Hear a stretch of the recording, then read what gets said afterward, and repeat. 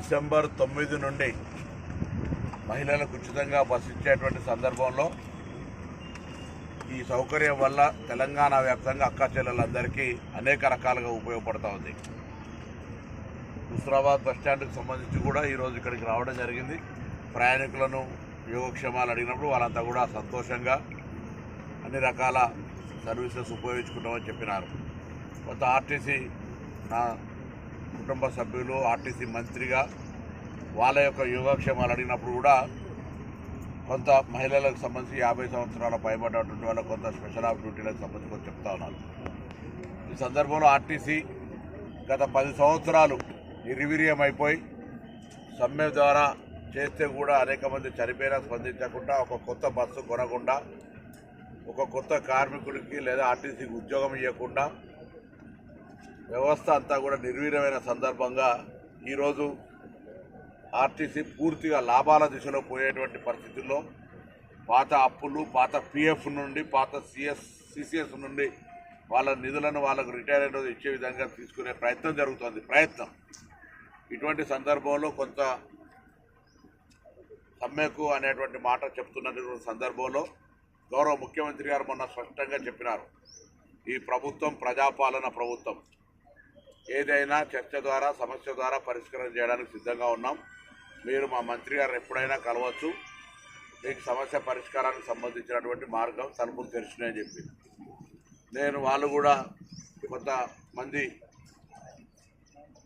మేము కూడా చర్చలకు సిద్ధమన్నారు. నేను రవాణా శాఖ మంత్రిగా వారందరూ ఎప్పుడైనా వాళ్ళ వీళ్ళని బట్టి నేను 5-6 తేదీలలో హైదరాబాద్లో ఉంటా.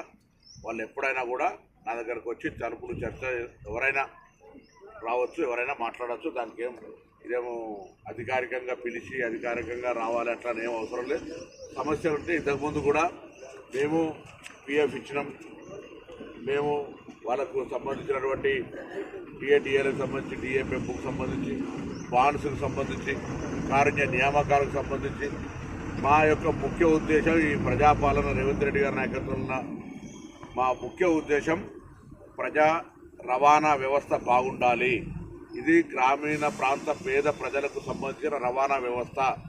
అందుకే కొత్త బస్సులు కొంటా ఉన్నాం, కొత్త నియామకాలు చేపడతా ఉన్నాం, కారుణ్య నియామకాలు ఇస్తూ ఉన్నాం, కార్మికుల సంక్షేమానికి సంబంధించినటువంటి పాత డిఏలు ఇస్తూ ఉన్నాం, బాండ్స్ ఇస్తూ ఉన్నాం. అన్ని రకాల అంశాలను పరిష్కరిస్తాం. ఇంకేమైనా మిగిలి ఉంటే కూడా అవన్నీ సంస్థ పరంగా ఇవ్వడానికి సంబంధిత మంత్రిగా మేము సిద్ధం. మా ముఖ్య ఉద్దేశం కూడా 3 ఉద్దేశాల మీద సంస్థ నడుస్తూ ఉంది. 1 సంస్థ పరిరక్షణ, 2 కార్మికుల సంక్షేమము, 3 ప్రయాణికుల సౌకర్యం. ఈ 3 విషయానికి వచ్చేటప్పటికీ ఎక్కడ కూడా మేము అనుకోకుండా అన్ని రకాల చర్యలు తీసుకుంటా ఉన్నాం.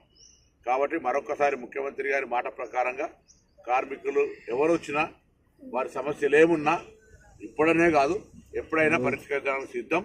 ప్రస్తుతం ఉన్నటువంటి రాష్ట్ర ఆర్థిక పరిస్థితుల దృష్ట్యా లేదా ప్రస్తుతం ఉన్నటువంటి ఈ పరిస్థితులలో ఆర్టీసీ ఇప్పుడే ముందుకు పోతున్నటువంటి పరిస్థితుల్లో మూలిగే నక్క మీద తాటిపట్టు పడ్డట్టు జరగద్దు.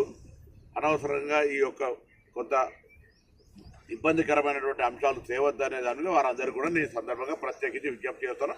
ముఖ్యమంత్రి గారి మాట ప్రకారంగా మీరు ఎప్పుడు వచ్చినా నేను డిస్కషన్కు రెడీ అనే విజ్ఞప్తిని చేస్తాను.